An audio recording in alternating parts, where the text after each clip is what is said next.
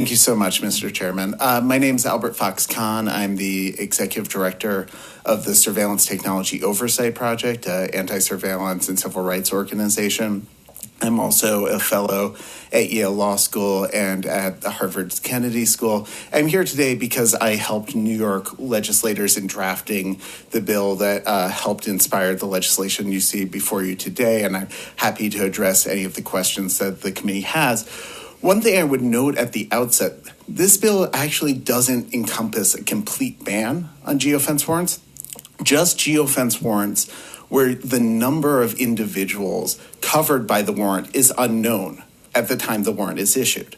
And the reason for that is there are cases where you'll have an individual in an isolated room, an isolated warehouse, a distant crime scene, and there'll be CCTV coverage. You'll know how many people are involved, and you'll know that a geofence warrant will only impact people for whom you have probable cause.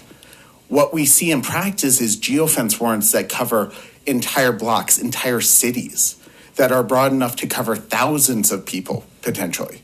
And these geofence warrants are, in my view, unconstitutional, untrustworthy, and truly just an injustice in the making.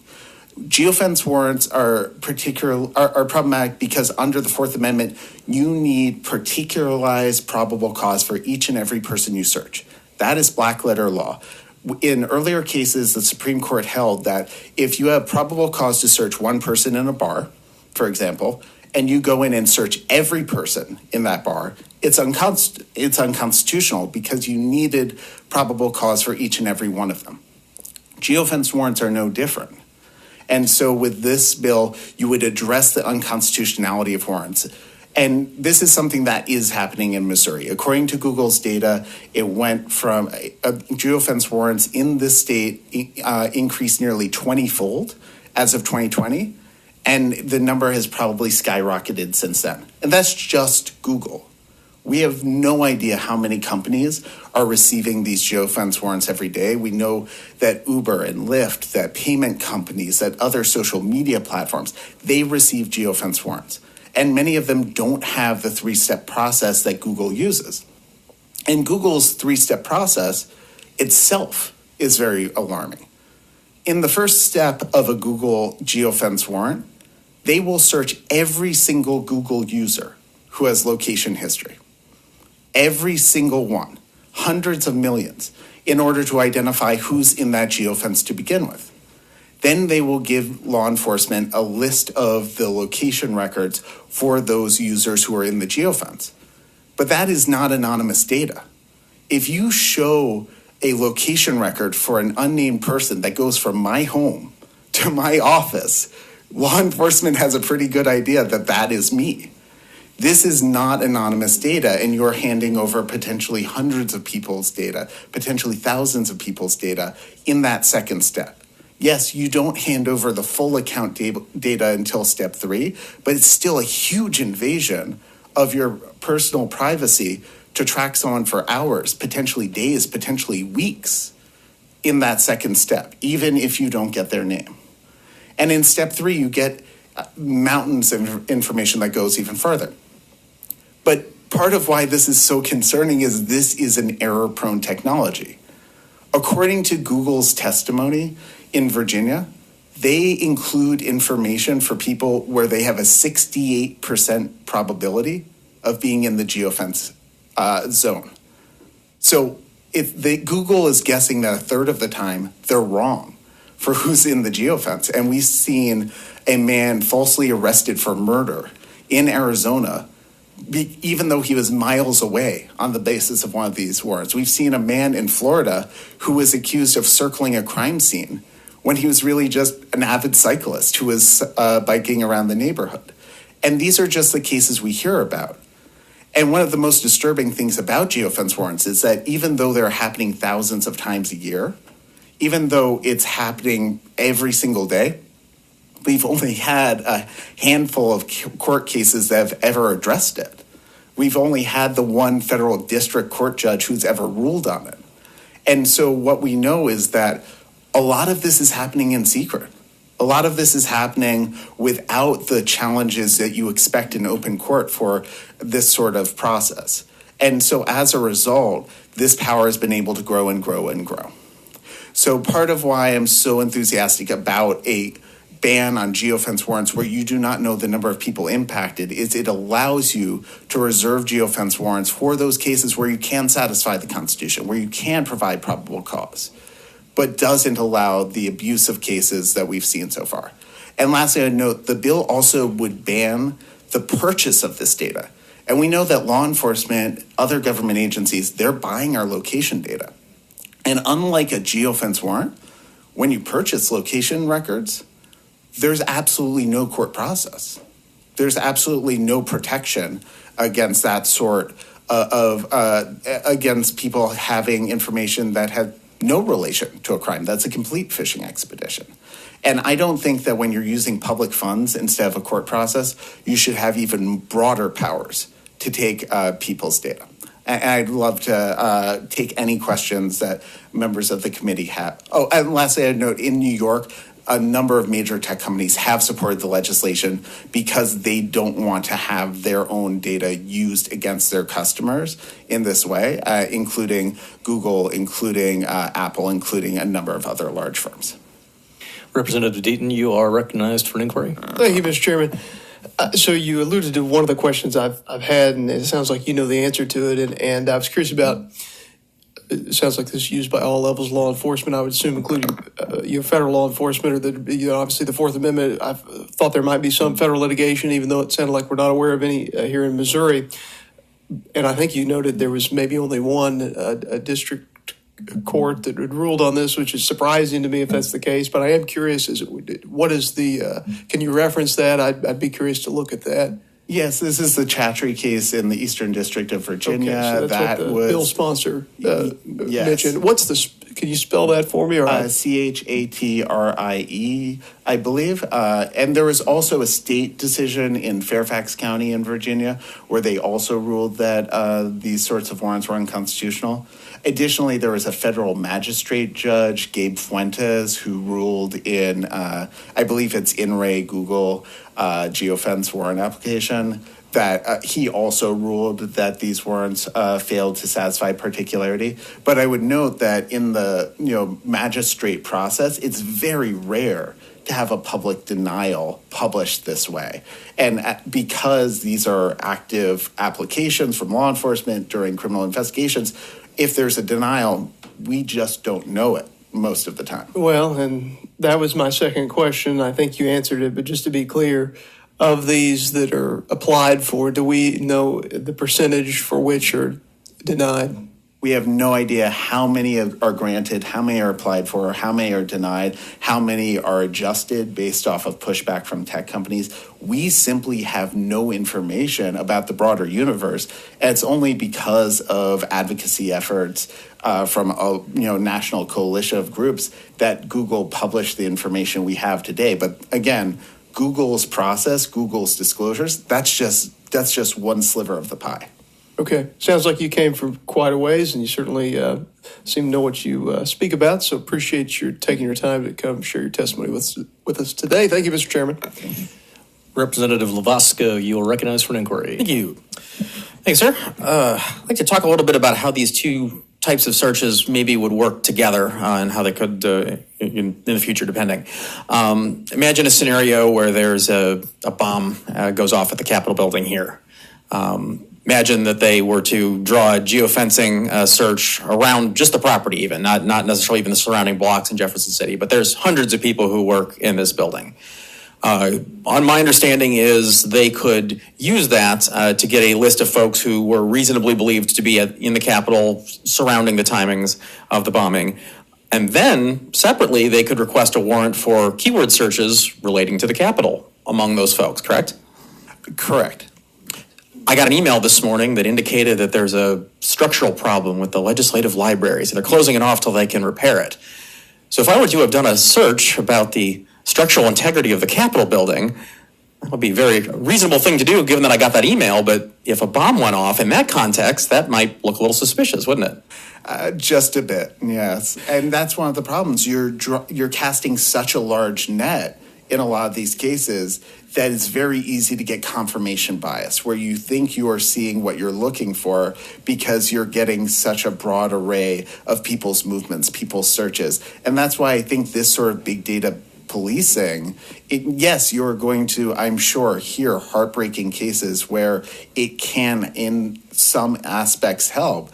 But the broader you cast the digital dragnet, the more people you're going to inadvertently pick up in the process.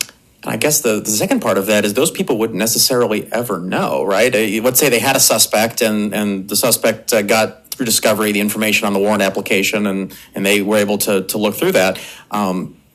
I was on that list. My keyword searches were examined, but I never was even told that I was being investigated until I was rolled out, and even then, maybe not. Yeah, and especially for people whose information is given over in step 2 of Google's process, for example, since that's considered de-identified information, I don't believe there would ever be a disclosure that their information had been obtained by law enforcement. And I think that what we see is the more we turn to these large databases as part of investigations, the more people are impacted in ways that never rise to the level where any sort of notification would be required under law. And kind of hard to file litigation or to request any kind of recourse if you never even knew that you were being injured. And that's one of the things that with surveillance, it's always important to keep in mind is that we think of surveillance through the stories of when it does work, because those are the stories we're told. But those who are impacted negatively by surveillance, they're seen, but they don't know they're being watched. And so there's this structural barrier to pushing back until you get the most egregious disclosures about these programs going wrong. But in the vast majority of cases, when people are falsely accused, falsely investigated, when they face these sorts of impacts, they just never know about it and never can actually respond. And final question, I guess, going back to the chair's example, do you think that it's reasonable to suggest that simply attending a football game or visiting your capital might make you a suspect because someone gets pickpocketed in the parking lot or any number of crimes that might have nothing to do with you? I think if it were a question between having that sort of digital net and keeping people safer and the constitutional impact, I think it would be an almost impossible question to answer, right? Because there's just such a strong need to keep people safe. There's such a strong need to protect the Constitution. But I think with a lot of these dragnets, because of the way they have errors, because of the false positives, and because of the fact that people who are committing premeditated crimes, they're not going to, in many cases, especially these most extreme examples, bring a phone with them that can readily be traced. Because of that, I think in the vast majority of cases, we don't have to choose. We can have our Constitution and safety. I say that knowing full well that there are members of law enforcement who will talk about cases, compelling cases, where this technology has been used. What I just want to remind the committee is that there's no one here who can speak to all the people who are impacted by the technology when it went wrong. Thank you, sir. Representative Davison, you are recognized for an inquiry. Really appreciate your testimony. I had a couple quick questions. Could you give a little bit of background on the New York bill pertaining to this bill? Is the language different? Is it the same? I believe the language is the same as the New York bill. And that was language that had passed. Oh, this is language that it has not yet passed New York. It's we expect that it will this year, but you all know that making predictions can be a fool's errand. What year was it introduced then? I believe it was first introduced maybe 3 years ago. Okay. And then another question I had for you. You had brought to light some important information that this doesn't stop all. What is it called again? The geofencing warrants altogether. It just stops it without having a particular person in mind. Is that correct? Where the number of individuals impacted by the warrant isn't known at the time. So if you look in the definition of what constitutes a reverse location search warrant, we baked into that this idea that when you're casting a geofence, it's one thing when you know how many people are involved. There was a case in the District of Columbia where it was a warehouse. They had CCTV. They knew exactly how many people were impacted. And that seemed very different than a case where you're using an area where you have no idea how many people are involved. And I think that's really enlightening testimony. I guess the last question I would have is there seems to be an underlying conversation about this legislation perhaps needing changing. I haven't read anything yet that I think needs changing. As far as the Constitution is concerned, or as far as public safety is concerned, or as far as law enforcement's ability to pursue such warrants where they have a definable number of people, do you think the language here that we have before us needs amending in any particular way? Look, I have a huge conflict of interest because I'm very attached to the language from New York, but I would say this. We spent a lot of time trying to think about how to draw this line and how you could set the definitions here to address all of those different possibilities. And I think our conclusion at the end of it, and if there's a better way, I would love to know, but our conclusion was there wasn't a way to allow for this as a tool in those most extreme examples without leaving it open for potential misuse in the more run-of-the-mill examples. And I come to this as someone who, I run an anti-surveillance organization. Clearly, I am very concerned about the impact the technology plays. Thank you, and thank you, Mr. Chairman. Okay, I have a question, and then we'll move to the next witness, because it looks like we're pretty much to the end on this witness. When you keep coming back to the idea that, unless you have an idea of how many people would be kind of caught in this net, it wouldn't be appropriate, it wouldn't pass muster constitutionally. So how would would you see a justifiable usage of the tool if you have a homicide that is committed at approximately 2 a.m. in a part of a town, city, whatever, that is not surrounded by residential? It's kind of like let's just say there are a bunch of shipping buildings around, whatever, right? Okay, so 2 a.m. approximate time of death. They drop a geofence around. They want to figure out who may have been in the area that would know something about the homicide. Maybe they witnessed something or may have been the actual accomplice or the perpetrator. So then they write it up and they submit it. They have no way of knowing how many people may be caught in that net. I mean, it could be 1, it could be 15. They don't know. In that scenario, does that still not reach the threshold of appropriate in your estimation? So in my view, that's something where I would be very sympathetic to the need for a geofence warrant, but I don't see any way where you could either approve a geofence warrant constitutionally, given the need for particularized probable cause. I also don't see any way where you could draft legislation that would allow for that scenario and not be open for abuse in much more mundane cases. And also, if there's someone, we've seen people misuse this technology, and I'm someone who thinks, well, what's to stop someone from claiming that's the need to Google when really they want to just know who is at a political event or at a house of worship or at some other sensitive site? I mean, it really is a process that, the broader you allow law enforcement to use it, the more potential there is for those sorts of abuses and gamesmanship. Yeah.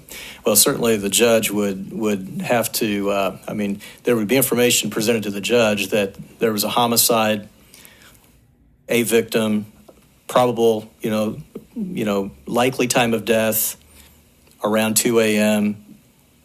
If we provide a map, they can see that we're not going to pick up a bunch of residential.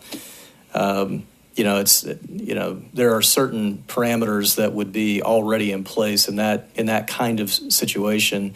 You also have the results. They're dealing with the circumstances related to homicide, a violent criminal act that's been committed, as opposed to just kind of a run-of-the-mill, moving violation kind of thing, right? I mean, so you could see that there are different facets to that kind of case. But anyway, I appreciate your response. We'll take the